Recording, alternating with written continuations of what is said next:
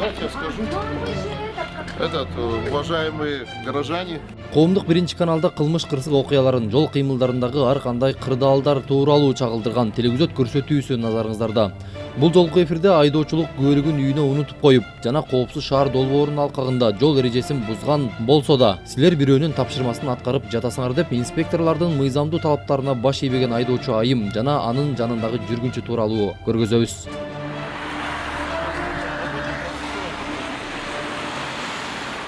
Бул автоунаа рейд учурунда токтотулган. Себеби автоунаанын номери мамлекеттик номер. Бирок аны текшере келгенде жеке фирмага таандык болуп чыкты. Анткени менен рулдагы Айымдын айдоочулук күбөлүгү жок. Мындан сырткары унаадан спирт ичимдигини жыты-жыттанып жаткандыктан анын наркология борборуна алып барып текшерүүгө туура келген.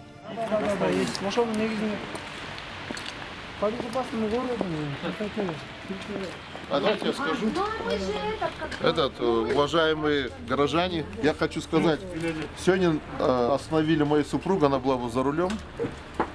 Вот, совершенно трезвый человек за рулем поехал. Я ей специально попросил, чтобы она довезла нас домой. Вот. Сейчас нам грозятся, что мы должны на штрафстоянку машину поставить. Я не понимаю, зачем на штрафстоянку машину ставить, если можно сейчас посмотреть, что действительно у человека есть права, и отпустить нас домой. Бул жайдан айдоочунун спирт ичимдигин ичпегендиги аныкталды. Бирок унаасы айып короосуна киргизилет. Себеби жогоруда айтып өткөндөй, айдоочулук күбөлүгү жок жана коопсуз шаар долбоорунун алкагында айып кагаздары бар.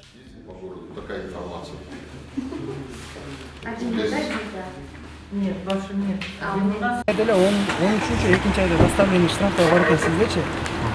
3 штрафыңыз бар экен. Ошонун негизинде токтотулган негизичи. Анан текшерүү убагында сиз айткандай терезени түшүргөндө эле телегар рота ошонун негизинде сизди наркология текшерилди. Текшергенде да эженин айдоочулук күбөлүгү жок болуп атпайбы? Ошол дагы экинчи причина ошол болуп калат да.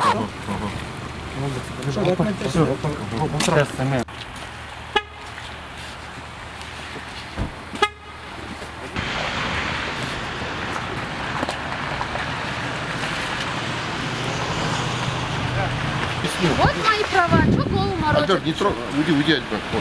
Вот они права. Значит, права еще там привезли. Я там на видео отдельно снял. Вот. Да, права забыли дома. Брат привез права есть. Но тем не менее, все равно машину ставят на штрафстоянку. Давайте я вам объясню сейчас. Вот. Остановили без причины. Никаких нарушений не было с нашей стороны. Свидетельствование прошли. Свидетельства прошли. Результаты анализа вышли, что супруга полностью трезвая, ничего это не употребляла. Все, что законно, это все делается, когда ловят преступников непосредственно. Хорошо. А у меня за 11 лет вождения ни одного штрафа не было. И теперь вы меня вот так позорите перед всем Бишкеком. Что вы мне рассказываете сказки? Не надо мне тут сказки рассказывать. Вообще выключи камеру. Не надо, я не буду слушать. Давайте в мою машину, я поеду домой. При остановке. Вы отказываетесь, получается. Лили, успокойся, все. Нет, мне непонятно, что они начинают голову морочить. Успокойся, все, успокойся. Ну какой-то заказ, чей-то заказ выполняет, все. Чей это заказ? Вот. Послушайте. По ходу дела чей-то проверки. заказ. Вот смотрите, 4 полицейских, 3 машины ГАИ. Раз, два, три. Все, 3 машины ГАИ нас сопровождали. Привезли Вот. других Все. автомобилей. Нету ни одной Все, машины. спасибо, все понятно. Ехать опять, что ли? Ты не приедешь, все, мы по доверенности, все, кому надо там дадим, все, они будут заниматься. Ну, какой счет? Ты сейчас ничего не докажешь, что ты хочешь доказывать? Все, Не хотели права? они Очень права. чей-то заказ выполняют, успокойся, все. Они заказ выполняют, все, ты даже ничего не сделаешь сейчас. Нет, я понимаю, что если бы... Заказ. При проверке. Я уже понял, Я вам еще раз объясняю. Вы тоже нас послушайте меня, да? Все нормально, Я вам четко и ясно объяснил. При проверке безопасного хода через планшет я вас проверил машину. При остановке мы подошли. Но это не причина, нас на штрафстоянку ставить. Это не причина. Пожалуйста. Это же можно. Мы же сейчас можем оплатить онлайн. Меня послушайте, пожалуйста. Я же вас спрашиваю. Это не причина нас на штрафстоянку ставить. При проверке, я же вам объясняю, пожалуйста. Послушайте меня, пожалуйста. Меня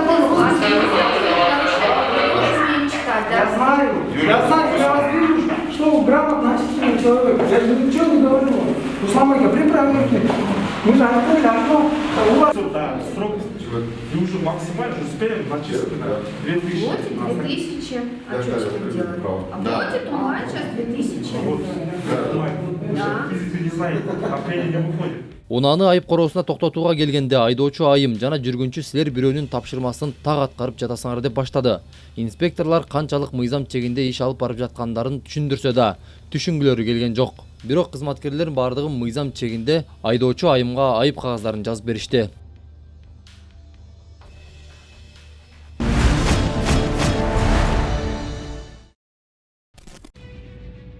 УКМК Альфа атайын отряды менен биргеликте Чүй облусунан курал-жарак жана октары сакталган жерди табышты. Маалымат боюнча, табылган куралдар 2010-жылдагы апрель окуялары жана 2019-жылдагы Койташ окуялары учурунда жоголгон. Сакталган жерден Калашников АК-47 автоматынын 2 магазини, 5.45 калибрдагы 59 даана октары жана РПГ-26 Аглен гранатомету табылган. Алынган курал-жарак жана ок-дарылар тоноочулукка тиешеси бар кылмышкерлерге таандык болушу мүмкүн деген божомолдордун негизинде тергөө амалдары жүрүп жатат. Бишкек Нарын Тооругарт жолунда катталган жол кырсыгынан 7 адам жаракат алды. Маалыматка караганда, кырсык 14 апрель күнү саат 14:00 чамасында Ысык Ата районундагы Киркшолк айылында болгон. Mercedes-Benz унасы менен ЗИЛ 130 үлгүсүндөгү оор жүк ташуучу унаа сүзүшкөн. Кырсыктын кесепетинен 7 адам жаракат алган. Куткаруучулар унаага кыпчылып калган аялды чыгарышып, тез жардам кызматына өткөрүп беришкен. Бул видеодогу окуя Араван районунда болгон. Мында катуу ылдамдыктагы унаа жолдун четинде кетип бара жаткан кызды сүзүп, андан кийин токтоп турган унааны сүзүп кеткенин көрүүгө болот.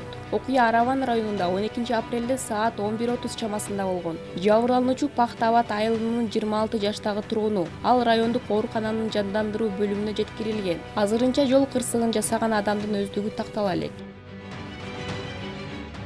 Скөл облусундагы балыкчы Каракол унаа жолунда кырсык болуп 4 адам каза болду. Кырсык 12 апрелде саат 23:15 болгон. Түп районунун Михайловка айылында Toyota Camry жана Audi S4 үлгүсүндөгү 2 унаа сүзүштү. Натыйжада 3 эркек киши каза болуп, 3 адам жаракат алды. Жабыркагандар Түп аймактык ооруканасына жеткирилген. Кийинчерээк 4-чү жабырлануучу ооруканадан көз жумганы белгилүү болду.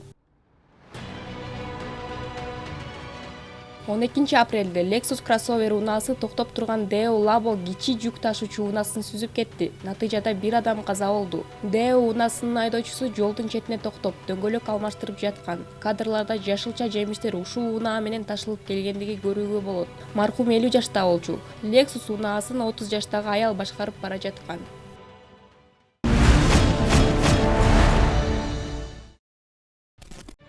Бул сүрөттөгү жаран Кубатбек Асамудинов, 53 жашта. Ал үстүбүздөгү жылдын 22 март күнү үйүнөн чыгып кеткен бойдон ушул күнгө чейин дайынсыз болууда. Сүрөттөгү жаранды көргөн билгендер болсо, жакынкы милиция бөлүмдөрүнө же экрандагы телефон номерлерге байланышып, кабарлап коюуңуздарды өтүнөбүз.